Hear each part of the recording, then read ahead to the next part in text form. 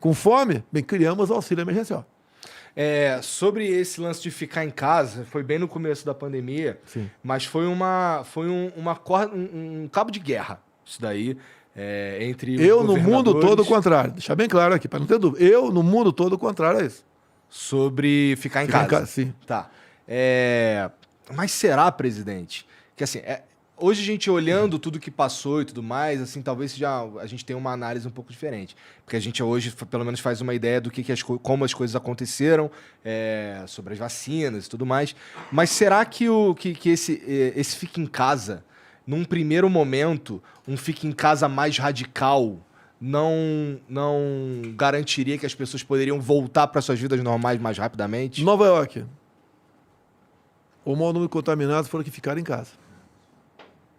Tá? O que eu falava? Nós temos que lutar contra a doença, em especial os mais idosos, com comorbidade, e o povão tem que trabalhar. Senão vai morrer de fome. Ficar embaixo da cama não vai resolver nada. E qual a intenção do lockdown? No máximo em 2 meses, criar hospitais de campanhas, aparelhar ou reaparelhar hospitais com respiradores. Foi um E problema. está tudo resolvido. O lockdown durou mais de 1 ano e meio. Virou uma política. Não durou. 1 ano e meio, sim. Você vê, eu te posto decretos para você de 2021. Não, eu não, vários governadores com lockdown. Eu não duvido que havia uma política nesse sentido, mas como o senhor disse, o povão precisava trabalhar. Sim. E assim, eu lembro que nessa época eu morava em Curitiba e eu tinha que vir para São Paulo toda semana para fazer o Flow. E eu lembro de passar aqui em São Paulo nos 2 primeiros meses, por aí, e parecia de fato uma cidade fantasma. Mas depois as coisas foram... As pessoas começaram a ter que ir trabalhar, não Quanto tinha tempo jeito. depois? 1 ano depois? Não, acho que não demorou esse tempo todo não, presidente. Eu assim, não estou dizendo que não foi uma questão 2020, grande parte dos estados, os governadores, por decreto, fechavam tudo. Exato. E às vezes o governador não fechava, o prefeito fechava. O que o Supremo decidiu? Era concorrente, eu, governadores e prefeito. Só se eu, por exemplo, decretasse área amarela em São Paulo, o governador podia botar área vermelha. O prefeito no seu município podia botar uma área roxa. Foi o STF que deu esse poder para ele. Deu esse poder para ele. Não sei por que fizeram isso. Me tirar de mim o poder de conduzir essas medidas da pandemia. E o que eu falava lá atrás? O vírus veio para ficar, infelizmente. Não é que eu quero, veio para ficar. Tanto é que não foi embora até hoje, nem vai embora mais. Fica rodando pelo mundo. E não é essa a solução. Daí, por exemplo, o meu ministro da Saúde, tal do Mandetta, ele fez um protocolo, quem estava com Covid, ir para casa, quando sentir falta de ar, ir para o hospital. Daí eu falei, vai para o hospital fazer o quê? Ser entubado? Esse é o remédio? Por que você não garante a liberdade do médico clinicar seu paciente? Porque o médico sabe disso. Ele aprende. Se chega alguém que está passando mal, pode morrer, ele pode receitar alguma coisa e como um acordo com o paciente ou com a família.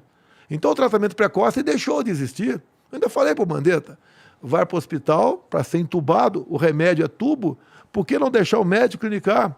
Você pode ver, na Guerra do Pacífico, por exemplo, o soldado chegava ferido, não tinha quem doasse mais sangue, e os médicos começaram a botar água de coco na veia dos caras, e salvou.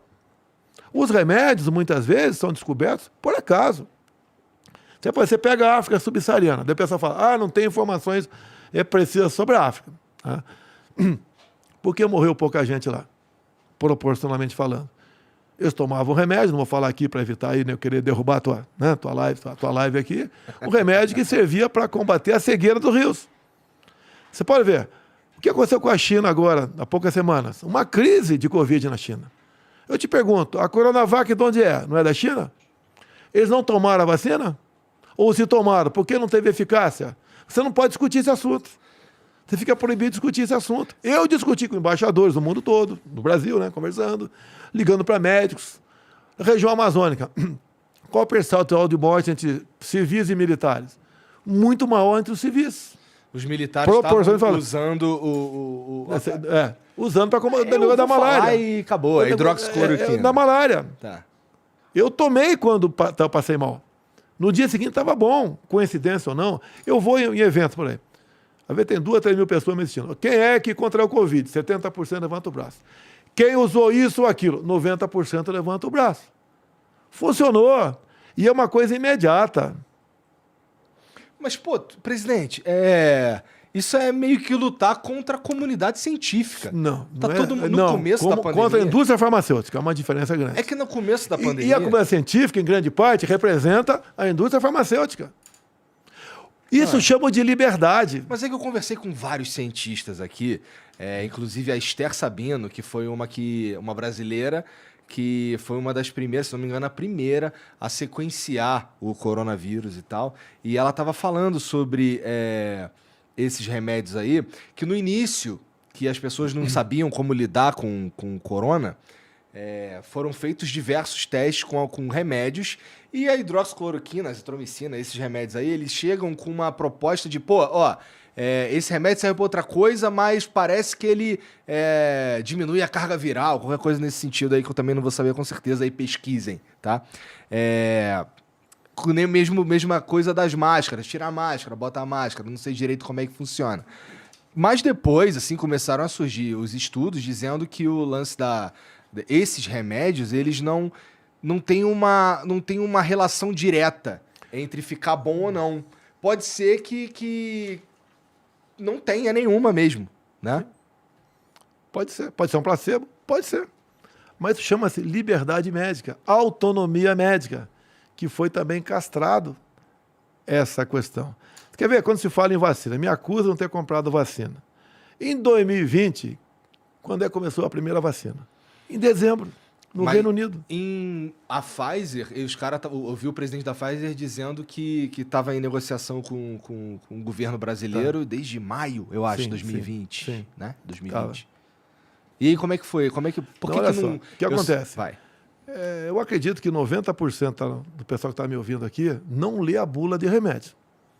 Eu não leio. Tá? O senhor não lê. Agora, eu li a bula, que era o contrato da Pfizer. Tá.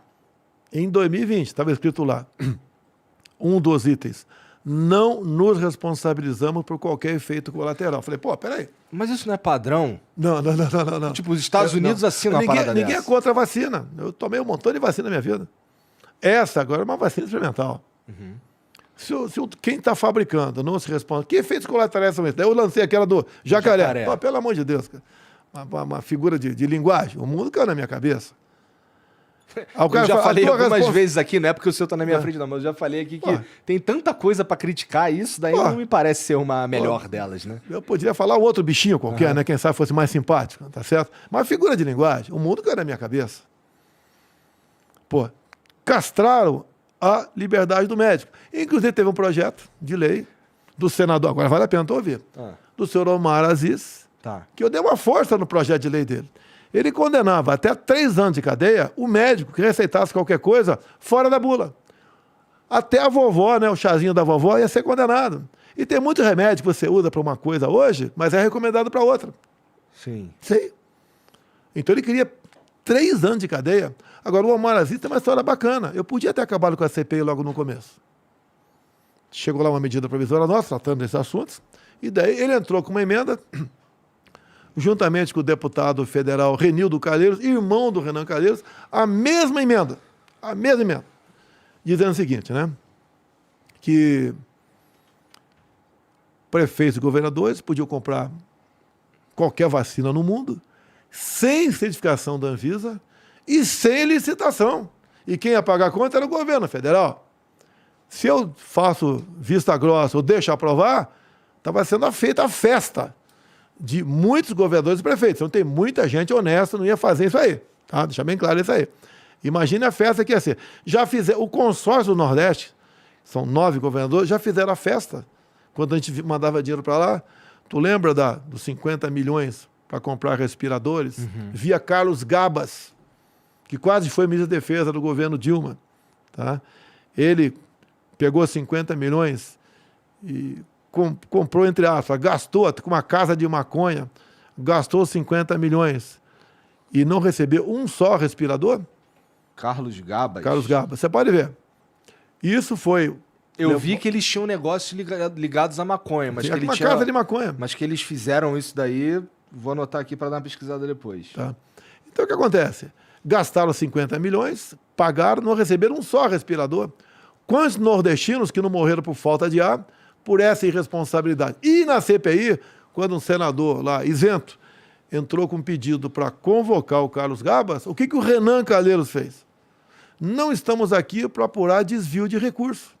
Essa é a briga que a gente enfrentava. A turma do Renan, de Omar Aziz, de Randolfo Rodrigues, queria, naquele momento, comprar vacina a qualquer preço, em qualquer lugar do mundo, a Anvisa fora, queria até dar um prazo de 48 horas para a Anvisa decidir, tá? E sem licitação. E daí o que acontece? Como eu estou brigando contra isso, quando o Congresso, em março do ano seguinte, aprovou